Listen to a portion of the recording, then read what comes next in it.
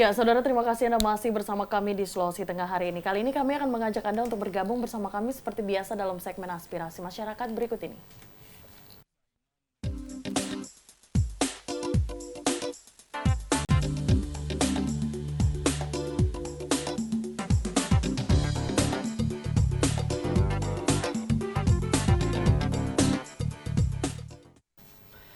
Ya baik, pemirsa, dalam segmen aspirasi masyarakat ini kami buka line telepon di 0451 452 414 dan 0822 9329 1450. Anda bisa bergabung bersama kami, pemirsa, dan di samping atau di layar TV kami saat ini Anda juga bisa menyaksikan ada data tentang perkembangan ODP, kemudian juga PDP, serta positif COVID-19 yang ada di Sulawesi Tengah. Anda juga bisa mengikuti perkembangan ini di TVRI Sulawesi Tengah. Ya, jadi seperti yang kita saksikan di data yang berada di sebelah kiri saya saat ini untuk posisi ODP atau orang dalam pemantauan, kita berada di tersisa 10 orang tersisa 10 orang yang sebelumnya memang ada informasi sampai 30-an orang. Bahkan lebih, gitu ya. Bahkan beberapa lebih, hari yang lalu sampai 53 orang, kemudian sekarang tersisa 10, artinya yang lainnya ini sudah melewati masa inkubasi. Melewati masa inkubasi. Dan untuk pasien dalam pemantauan kita memiliki 7 orang. Yang tentu berada dalam ruang isolasi yang berada di rumah sakit rujukan. Ada 2 rumah sakit rujukan yang kita miliki, yaitu Rumah Sakit Undata dan juga Anutapura. Baik, dan untuk 7 PDP ini, Unggi dan juga pemirsa, 1 yang berada di Rumah Sakit Umum Daerah Luwuk, ini hasilnya adalah negatif. Kemudian juga 2 yang berada di ruang isolasi Undata Kota Palu dengan hasil negatif. Artinya masih ada 4 lagi yang saat ini masih menantikan hasil dari uji sampel yang dikirim ke Jakarta. Betul. Baik. Ya, kita sudah bergabung bersama Bapak Amiruddin di Tipo. Selamat sore, Pak Amiruddin. Selamat sore. Ya, silakan Pak. Selamat sore Bung Arya. Selamat sore Pak Amiruddin, silakan. Begini, ada beberapa hal yang perlu kami sampaikan. Akhir-akhir ini kami sebagai pengelola terminal, dan yang kata lain Kepala Terminal Tipo, kami dari jajaran Dinas Perhubungan Kota bersama Kepala Dinas sudah melakukan bagaimana cara untuk mencegah terjangkitnya virus corona ini.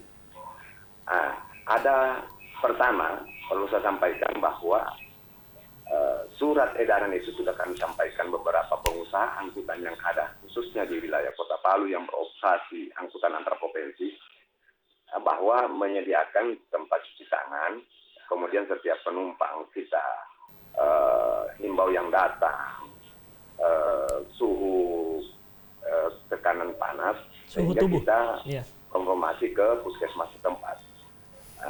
Yang kedua, kami juga merasa ini dari Dinas Perhubungan Kota Palu ini bersama beberapa jajaran Kepala Bidang dan Kepala Divisi, kami memohon untuk adakan penyemprotan setiap penumpang yang datang. Penyemprotan, kemudian di situ musala. Di musala itu tempat ibadah setiap penumpang yang turun, yang asal dari Sulawesi Selatan itu jelas.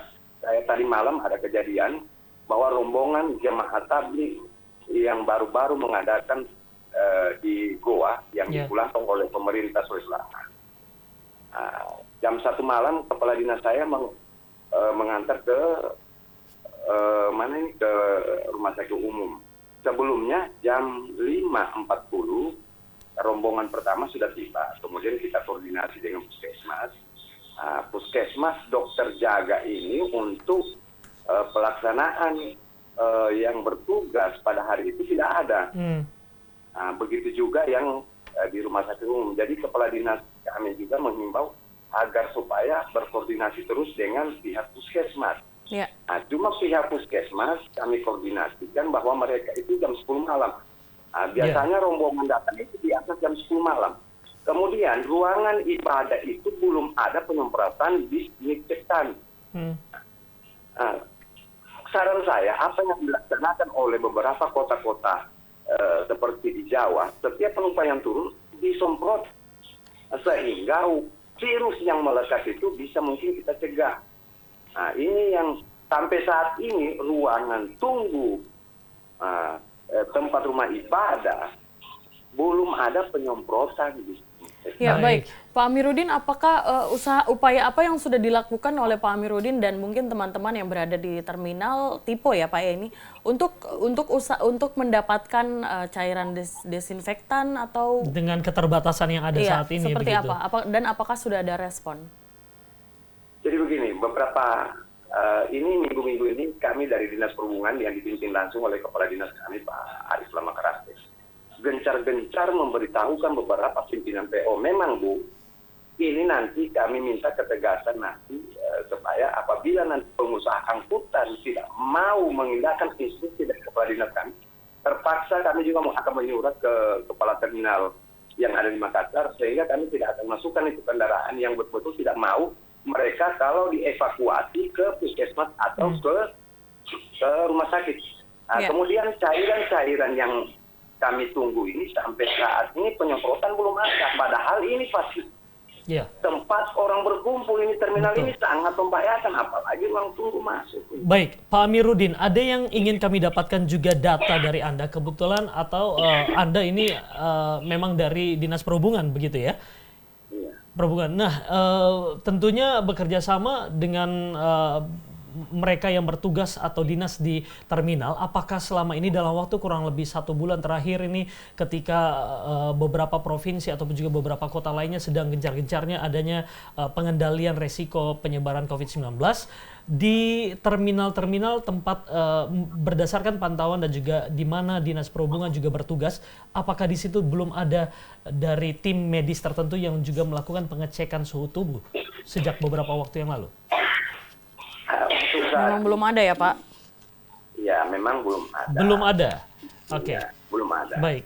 Cuma memang beberapa hari ini kami jajaran pemerintah kota khususnya yang dipimpin langsung ketua tim kami, Kepala Dinas, selalu mengecek sampai jam 1 malam. Kepala Dinas kami seperti tadi malam jam 1 tadi malam Kadis langsung mengantar rombongan jemaah tabligh itu ke rumah sakit umum. Iya betul, untuk dilakukan pemeriksaan lanjutnya. Cuma kalau permohonan kami sebagai kepala terminal, sebaiknya apa yang dilakukan oleh pemerintah Provinsi Sulawesi Barat, setiap penumpang yang turun, mereka ini cuma lintasan, tapi mereka sudah mengadakan penyemprotan setiap penumpang yang ada di dalam bis.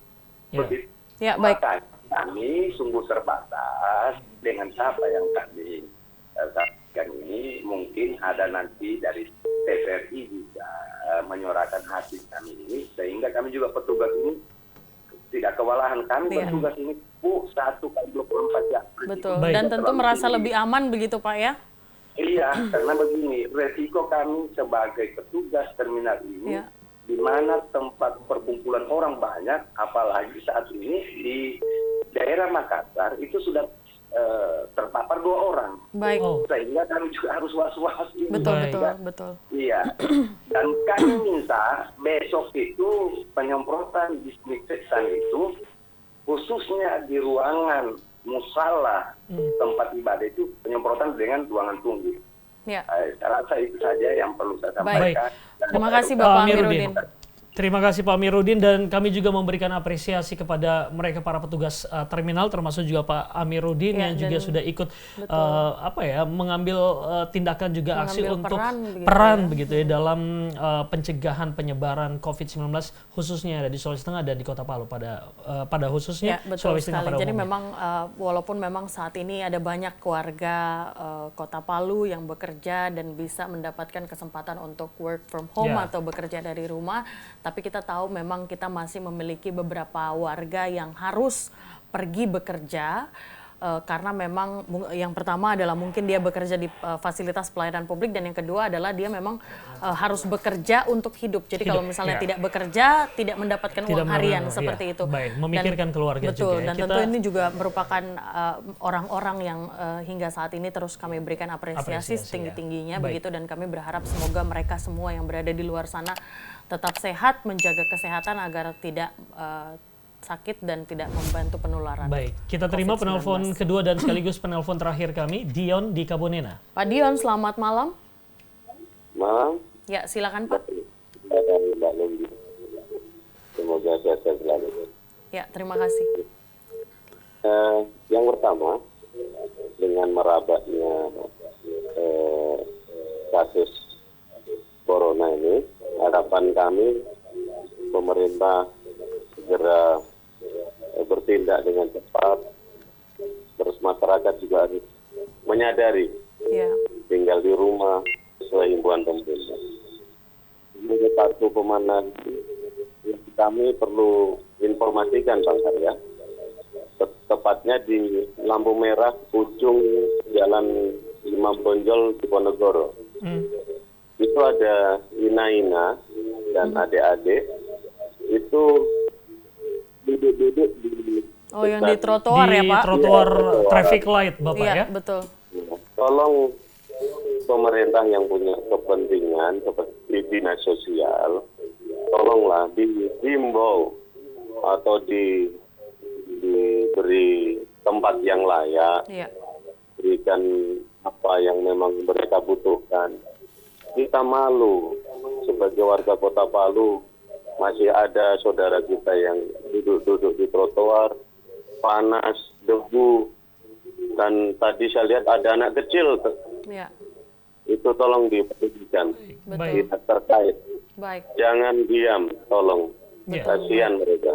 Terima kasih banyak Bapak Dion atas informasi Anda. Baik, Bapak Dion di Kabodena. Terima kasih. Memang kalau kita lihat di beberapa sudut di Kota Palu ini, beberapa titik traffic light juga kita masih mendapatkan. Benar, bahkan bukan cuma yang dikatakan oleh Pak Dion, kita juga punya di beberapa titik lainnya. Dan ini memang seperti yang kita ketahui, ini adalah yang menjadi andil dari urusan ini adalah Dinas Sosial. Maka dari itu memang kita harapkan agar segera ada aksi yang dilakukan oleh Dinas Sosial terkait dengan hal ini. Terima kasih Bapak Dion tadi sudah mengingatkan kami, memang kita juga harus terus saling mengingatkan begitu ya, bahkan terkait dengan COVID-19 ini bagaimana kita harus saling mengingatkan untuk social distancing, bekerja dari rumah, dan juga menjaga kebersihan lingkungan kita dan kebersihan tubuh kita, terutama juga untuk sering-sering cuci tangan. Ya, dan kami juga ingin berterima kasih kepada Bapak Amiruddin Ditipo. Kami doakan semoga Anda seluruh pelayan fasilitas yang berada di fasilitas publik agar selalu sehat dalam menjalankan tugas karena memang pekerjaan Anda tidak bisa dikerjakan dari rumah. Dan pemirsa, informasi dalam segmen aspirasi masyarakat harus kami tutup, namun kami akan beranjak ke segmen Lintas TVRI berikut ini.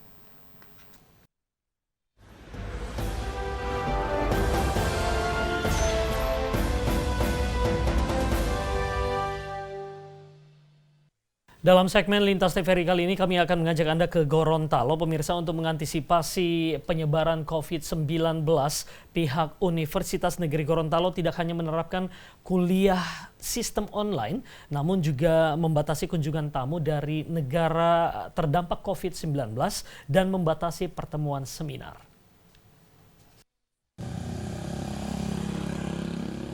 Wakil Rektor 1 Bidang Akademik Universitas Negeri Gorontalo Harto Malik mengungkapkan, Rektor UNG telah mengeluarkan edaran terkait pembatasan kunjungan tamu dari negara terdampak COVID-19 atau virus corona di kampus ini. Menurut Harto Malik, hal ini menjadi bagian dari upaya kampus untuk menghindari dan mengantisipasi penyebaran COVID-19 di lingkungan kampus ini. Tidak hanya membatasi kunjungan tamu dari luar negeri, pihak kampus juga melarang dosen maupun mahasiswa bepergian ke luar negeri dan luar daerah, kecuali ada kepentingan yang mendesak. Termasuk kita sudah menunda kegiatan-kegiatan berupa seminar nasional, seminar internasional, itu kita tunda. Bahkan rapat-rapat yang diinisiasi oleh unit-unit lembaga hari ini itu ditunda semua. Kemudian juga kita belum menerima tamu asing, para ahli atau kita katakan guru besar dari negara-negara asing untuk datang ke UNG. Kita sementara kita belum menerimanya dulu ke kampus ini. Ini kewaspadaan kita terhadap penyebaran COVID-19. Wakil Rektor 1 Bidang Akademik UNG, Harto Malik menambahkan, para dosen yang baru selesai melakukan perjalanan luar negeri agar melaporkan kedatangannya kepada pimpinan unit kerja, dan bagi dosen yang sakit diminta untuk tidak masuk kerja dan istirahat sampai sembuh total. Owan Udaher Nitanango, TVRI Gorontalo.